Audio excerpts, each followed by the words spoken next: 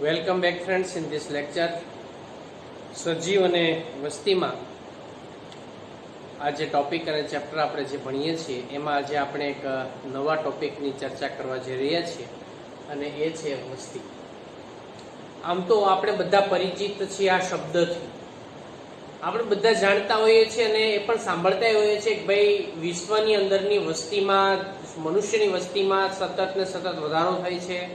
કેટલાક પ્રાણીઓ છે અથવા તો દુર્લભ વનસ્પતિની જાતિઓ છે, પ્રાણીઓની જાતિઓ છે, એમાં ઘટાડો થાય છે, જેને પરિણામે પ્રકૃતિની અંદર અથવા તો નિવસન તંત્રની અંદર આપણને ઘણું પરિસ્થિતિ જે છે ઇમ્બેલેન્સ થતી જોવા મળતી હોય છે.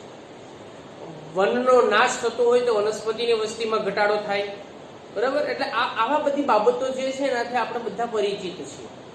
તો સૌથી પહેલા તો આપણે જાણવું જરૂરી છે કે વસ્તી કોને કહેશું. વસ્તી એટલે શું? એટલે આપણે એમાં એક સિમ્પલ ડેફિનેશન એવી વિચારી શકીએ છીએ કે ભાઈ એક જ જાતિના સજીવો ભેગા મળે ને તેને વસ્તી કહેવાય. પણ વાસ્તવિક રીતે તમે જોશો ને તો આ વ્યાખ્યા કંઈક અધૂરી લાગે કે વસ્તીની અંદર શું હોય કે ભાઈ એક જ જાતિના સજીવોનો જ માત્ર એમાં તો સમાવેશ થતો નથી, કેમ કે વસ્તીની અંદર ઘણા બધા અલગ અલગ પ્રકારના સજીવો છે, એ ભેગા મળી સમૂહ એનો બને ત્યારે આપણે એને વસ્તી તરીકે ઓળખીશું. એટલે એમાં ઘણા બધા સજીવો ભેગા મળીને વસ્તીની રચના કરતા હોય છે. પછી એક જાતિના હોય, સામાન્ય રીતે એક જ જાતિના સજીવો ભેગા મળીને એક વસ્તીનો પ્રકાર નક્કી કરતા હોય છે. પણ તમે જો પ્રકૃતિની અંદર વાત કરો અથવા તો તમે જો નિવસન તંત્રમાં વાત કરો તો એમાં એક નિવસન તંત્રની અંદર ધારો કે આપણે તળાવની અંદર વાત કરીએ તો તળાવની અંદર તો કહેવાય દેડકાની વસ્તી. તળાવની અંદર તો કે એમાં અલગ અલગ જે ઘા બાજરીયું વનસ્પતિ છે એની વસ્તી અથવા એની સંખ્યા, અથવા તો તમે કોઈ પણ એવા ટેરેસ્ટ્રીયલ જો આપણે વાત કરીએ કે ભાઈ જે વનસ્પતિ જમીન ઉપર ઉગતી હોય અથવા તો તમે એના નિવસન તંત્ર વિશેની વાત કરો તો ત્યાં ઉગી નીકળતી વાંસની જે વાંસ વનસ્પતિ છે એની સંખ્યા, ત્યાં ઉગી નીકળતા સાગના વૃક્ષોની સંખ્યા, ત્યાં ઉગી નીકળતા ચંદનના વૃક્ષોની સંખ્યા, આ બધી એ શું બનાવે છે તો કે એક વસ્તીનું નિર્માણ કરે છે. એટલે એની જો આપણે વાત કરીએ, સામાન્ય વૈજ્ઞાનિક એવી ડેફિનેશન એની કરતા હોય છે કે ભાઈ એક જ જાતિના સજીવો જે છે, બરાબર, એક જાતિના એ સજીવો, બરાબર, એ ભેગા મળી અને શેનું નિર્માણ કરે છે તો કે વસ્તીનું નિર્માણ કરે છે. પણ વાસ્તવિક રીતે જો આપણે જોઈએ, બરાબર, વાસ્તવિક રીતે જે કોઈ પણ નિવસન તંત્ર હોય એ નિવસન તંત્રમાં જુદી જુદી જાતિના સજીવો, બરાબર, એ આપણને જુદી જુદી જાતિના સજીવો એ આપણને ત્યાં વસવાટ કરતા જોવા મળે છે, બરાબર. એ ત્યાં આપણને વસવાટ કરતા જોવા મળે છે. તો એ પણ શું થઈ તો કે એ સજીવોની વસ્તી.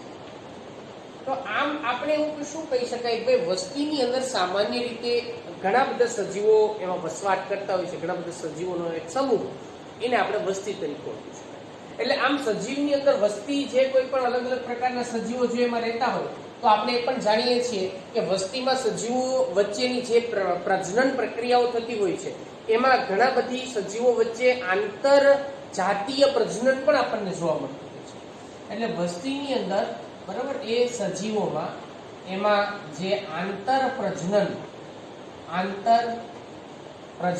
જે કોઈ પણ સજીવોની અંદર આંતર જાતીય પ્રજનન જેને આપણે કહી શકાય, બરાબર, આંતર જાતીય પ્રજનન એ પણ એમાં જોવા મળતું હોય છે, બરાબર. જેમાં ખાસ કરીને વનસ્પતિઓની અંદર જો આપણે વાત કરીએ તો એક જાતિની વનસ્પતિની પરાગરજ પુષ્પમાંથી અન્ય જાતિ ઉપર પણ સ્થાપિત થતી હોય છે અને એની અંદર પણ પરાગનયનની પ્રક્રિયા શક્ય બનતી હોય તો એને પણ આપણે શું કહી શકાય, આંતરજાતીય પ્રજનન જે છે એ પણ આની અંદર આપણે દર્શાવી શકીએ છીએ. એટલે આમ બેઝિકલી જો આપણે એની અંદર વાત કરીએ ને તો ભાઈ વસ્તીની અંદર જે કોઈ પણ સજીવોની વચ્ચે થતા જે લિંગી પ્રજનન છે, અલિંગી પ્રજનન છે અને એના ફળ સ્વરૂપે જે સજીવ સમૂહ ઉત્પન્ન થાય એને પણ આપણે વસ્તી તરીકે જ દર્શાવીએ છીએ. એટલે એના આધારે આપણે એવું કહી શકાય છે કે ભાઈ આમ સજીવોમાં, બરાબર, આમ સજીવોમાં લિંગી પ્રજનન હોય, લિંગી પ્રજનન કે અલિંગી પ્રજનન, બરાબર, લિંગી પ્રજનન કે અલિંગી પ્રજનન, એના દ્વારા હવે આ બંને પ્રકારના પ્રજનનમાં શું થાય તો કે સંખ્યામાં વધારો થાય ને, બરાબર. એટલે એના ફળ સ્વરૂપે ઉદ્ભવતા દ્વારા અથવા તો થતા જે કોઈ પણ સજીવ છે એ સજીવની અંદરના સમૂહ જે દ્વારા ઉત્પન્ન થતા, આપણે એવું કહીએ, ઉત્પન્ન થતા સજીવ સમૂહને વસ્તી કહે છે. એટલે આફ્ટર ઓલ આ બાબત જે છે એ પણ વસ્તી સાથે જ આપણને સંકળાયેલી જોવા મળતી હોય છે. એટલે આમ લિંગી અને અલિંગી બંને પ્રકારના જે કોઈ પણ સજીવો છે એ સજીવો ભેગા મળીને એમાંથી વસ્તી જે છે એનું નિર્માણની પ્રક્રિયા આપણને થતી જોવા મળતી હોય છે. હવે વસ્તી એ પરિસ્થિતિ વિદ્યાની દ્રષ્ટિએ આપણે જો વાત કરીએ તો આના દ્વારા ઘણા બધા એમાં ફેરફારો થતા હોય છે. એટલે આપણે એવું પણ કહી શકાય એની અંદર કે વસ્તીની પરિસ્થિતિ વિદ્યા જે છે એ વસ્તીની પરિસ્થિતિ વિદ્યા એની અંદર પણ ઘણા બધા અલગ અલગ પ્રકારના પરિસ્થિતિ વિદ્યાકીય ફેરફારો જે છે એ એમાં જોવા મળે છે, બરાબર. ફેરફારો એની અંદર આપણને એમાં જોવા મળતા હોય છે. અને આ ફેરફારો જે છે એ ફેરફારો પછી ધીમે ધીમે એના વસ્તીની અંદર એ જે કોઈ પણ ફેરફારો આપણને એના ઉદ્વિકાસીય લક્ષણોમાં થતા જોવા મળતા હોય, ધીમે ધીમે આપણે આગળ વાત કરી અનુકૂલનની અંદર કે ઉદ્વિકાસીય લક્ષણોમાં જે ફેરફારો થાય ને એ પછીથી એમાં જનીનિક લક્ષણોમાં પરિવર્તિત થઈ જતા જોવા મળતા હોય છે. એટલે આપણે એવું કહી શકાય છે કે સજીવની વસ્તીની પરિસ્થિતિ વિદ્યાકીય જે ફેરફારો છે એ વસ્તીની જનીન વિદ્યા અને ઉદ્વિકાસને પણ આપણે સમજાવતી જોવા મળે છે. એટલે કે જે સજીવમાં જે કોઈ પણ જનીન વિદ્યાકીય ફેરફાર અને ઉદ્વિકાસીય ફેરફાર, બરાબર, ઉદ્વિકાસીય ફેરફાર એ એની અંદર આપણને એમાં દર્શાવે છે. એટલે આ પ્રકારના જે ફેરફારો જે છે એ પણ આપણે એની અંદર સ્પષ્ટ રીતે એમાં જોઈ શકાય છે, બરાબર. મેં તમને વાત કરી એમ કે ભાઈ વસ્તીના અલગ અલગ ઉદાહરણ છે. આપણને જેમાં અલગ અલગ પ્રકારની વસ્તીના ઉદાહરણ આપણે એની અંદર જોઈ શકાય છે. હવે એ કયા કયા પ્રકારની વસ્તી હોય તેના વિશે વાત કરીએ. ધારો કે કોઈ એક ભેજયુક્ત વિસ્તાર હોય અથવા તો દરિયાઈ વિસ્તારની અંદર ત્યાં ઘણા બધા અલગ અલગ પ્રકારના પક્ષીઓ, પ્રાણીઓ જે બધા ત્યાં વસવાટ કરતા હોય તો એને પણ એક વસ્તી જ કહેવાય. એક સરોવરની અંદર દેડકાની જાતિઓ, રાના ટાઈગરીના દેડકાની જાતિઓ રહેતી હોય તેને એક વસ્તી જ કહેવાય. એક જંગલ વિસ્તારમાં વાંસના વૃક્ષની એક જે સમૂહ હોય તેને પણ વસ્તી જ કહેશું. એટલે ભેજયુક્ત જે કોઈ પણ જમીનની ઉપરના બધે દરિયાઈ પક્ષીની જો આપણે વાત કરીએ તો એને પણ વસ્તી જ કહેવાય, બરાબર. એટલે આપણે ઉદાહરણ લખીએ આ રીતે કે ભાઈ ભેજયુક્ત વિસ્તારમાં અહીંયા આપણે દરિયાઈ પક્ષીની વાત કરવાની છે. દરિયાઈ પક્ષી એની જાતિઓ જે છે એ ભેગી મળે તો એને પણ એક વસ્તી જ કહી શકાય.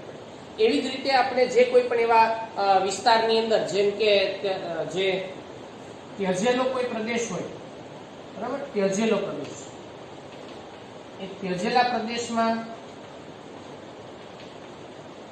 ઉંદરની વસ્તી કેટલી છે, એટલે ઉંદરની જે કોઈ પણ એમાંની સંખ્યા આપણને જોવા મળે છે, ઉંદરનો જે સમૂહ જોવા મળે છે, બરાબર, એને આપણે વસ્તી તરીકે ઓળખી શકાય. આ ઉપરાંત બીજી જો આપણે એની અંદર વાત કરીએ કે ભાઈ કોઈ પણ વન ક્ષેત્રની અંદર કે વન વિસ્તારમાં જે જંગલો છે એની અંદર આપણે વાત કરીએ કે વન ક્ષેત્રમાં જે જંગલો જોવા મળે છે એ જંગલોની પણ આપણને એક પ્રકારની સ્થિતિ જે છે ત્યાં દર્શાવતી જોવા મળતી હોય છે. પ્રયોગશાળાની અંદર જો આપણે વાત કરીએ, બરાબર, પ્રયોગશાળામાં તો એક પ્રયોગશાળામાં સંવર્ધન માધ્યમ, એટલે સંવર્ધન માધ્યમ, બરાબર, એમાં ઉછેરતા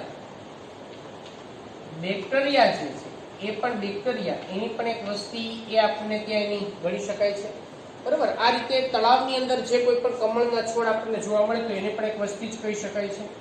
કમળમાં મતલબ તળાવમાં આપણે એવું કહીએ તળાવમાં કમળના છોડ, તો આ બધું શું થયું, એવી જ રીતે તળાવમાં કે એમાં રહેતા કોઈ પણ પ્રાણીઓ, કોઈ મત્સ્ય, એની જાતો, એ બધાને આપણે શું કહી શકાય છે તો કે એને વસ્તી તરીકે જોઈશું છે. એટલે આમ એના આધારે આપણે અહીંયા શું વાત કરી ભાઈ કે જે કોઈ પણ પરિસ્થિતિ પ્રમાણે, પરિસ્થિતિ વિદ્યાકીય રીતે સજીવોની અંદર અનુકૂલન માટેના જે કોઈ પણ એમાં ફેરફારો થતા હોય છે, આ ફેરફારો એ સજીવોની અંદર આપણને ઈચ્છિત લક્ષણો જે છે વિકસિત કરતા હોય છે આ ઈચ્છિત લક્ષણો ધીમે ધીમે એની અંદર કાયમી ફેરફારમાં પરિણમી જતા હોય છે, જે જનીન વિદ્યાકીય ફેરફાર અથવા તો આપણે ઉદ્વિકાસીય ફેરફારોની અંદરના કાયમી ફેરફારો તરીકે પણ આપણને એની અંદર જોવા મળતા હોય છે. એટલે આવી રીતે વસ્તીની અંદર જે કોઈ પણ ફેરફારો છે એ ફેરફારો આપણને ઉદ્વિકાસીય કે જનીનિક રીતે પણ થતા જોવા મળતા હોય છે. હવે એમાં આપણે વસ્તી જે છે એ વસ્તી બરાબર એના કેટલાક લક્ષણો જે છે એ લક્ષણો વિશેની એમાં ચર્ચા કરીએ કે સજીવની અંદર વસ્તીના કયા કયા લક્ષણો જોવા મળતા હોય છે. તો સજીવમાં જે કોઈ પણ વસ્તીની અંદરના જે લક્ષણો છે બરાબર એમાં ખાસ કરીને સજીવ સમયાંતરે જે કોઈ પણ જન્મતા હોય તો એના આધારે વસ્તીમાં જન્મદર બરાબર, બીજું વસ્તીની અંદર આપણે એમાં એના આધારે મૃત્યુદર જે છે એ મૃત્યુદર, જન્મદર અને મૃત્યુદર એની સાપેક્ષમાં આપણે વસ્તી ગીચતાને પણ ધ્યાનમાં લઈ શકાય છે કે એ વસ્તી ગીચતા બરાબર એ એની અંદર આપણને કેટલી એકમ વિસ્તારની અંદર જે કોઈ પણ સજીવોની જે વસ્તી સંખ્યા કેટલી હોય છે એના આધારે વસ્તી ગીચતા આપણે નક્કી કરી શકાય છે. તો એવી રીતે એમાં એકમ સમયમાં કેટલા સજીવો જન્મે છે એના આધારે એમાં સંભવ્યા જન્મદર અને મૃત્યુદર એને પણ આપણે એમાં ધ્યાનમાં લઈ શકાય છે. આ ઉપરાંત એની અંદર આપણે અલગ અલગ પ્રકારના વય આધારિત વિસ્તરણ અલગ અલગ જે તે વિસ્તારોની અંદર પણ આપણે એમાં જોઈ શકાય છે બરાબર. તો એમાં આપણે વય આધારિત વિસ્તરણ અથવા તો વય આધારિત પિરામિડ પણ એને કહી શકાય એ વિસ્તરણ પણ આપણને એની અંદર સામાન્ય રીતે જોવા મળી શકે છે. આ ઉપરાંત એમાં જે કોઈ પણ સજીવોમાં નર અને માદાનું જે લિંગી પ્રમાણ કેટલું છે એ લિંગી પ્રમાણ પણ એની અંદર આપણે જાણી શકાય છે બરાબર કે એની અંદર લિંગી પ્રમાણ નર અને માદા એની કોની સંખ્યા જાતિઓમાં વધારે છે એનું લિંગી પ્રમાણ જે છે એ પણ એના આધારે આપણે જાણી શકાય છે.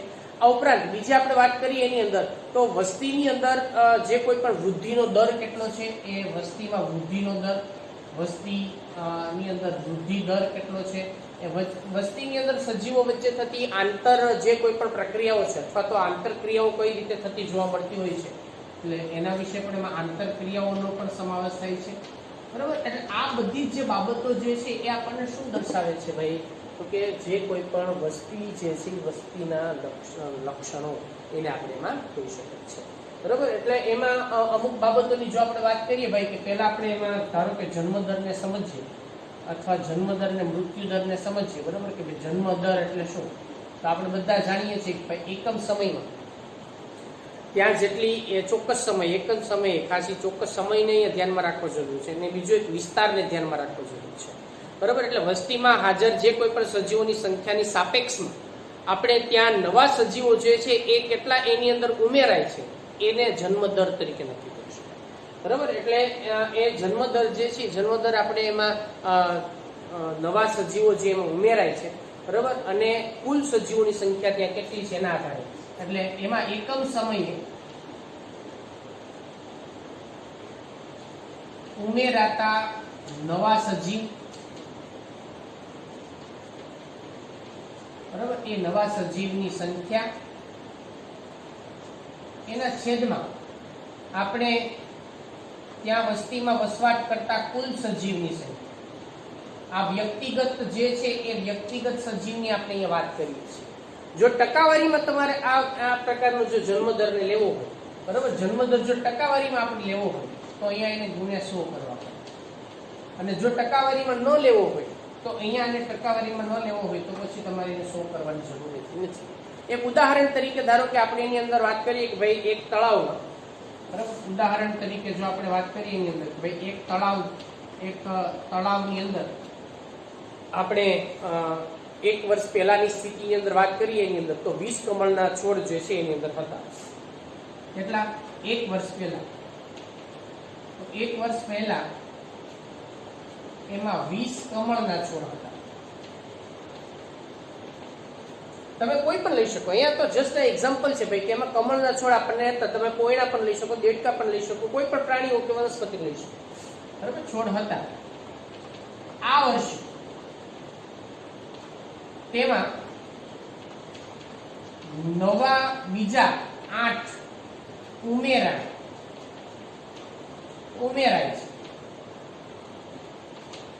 છે તો એનો જન્મદર આપણે કેટલો લઈ શકાય કે એ પ્રજનનની પ્રક્રિયા દ્વારા એમાંથી ધારો કે નવા ઉમેરાય છે, બરોબર? તો એમાં આપણે કેટલા લઈ શકાય? તો હવે તમે જુઓ એનો આપણે જન્મદર કેવી રીતે નક્કી કરી શકાય છે?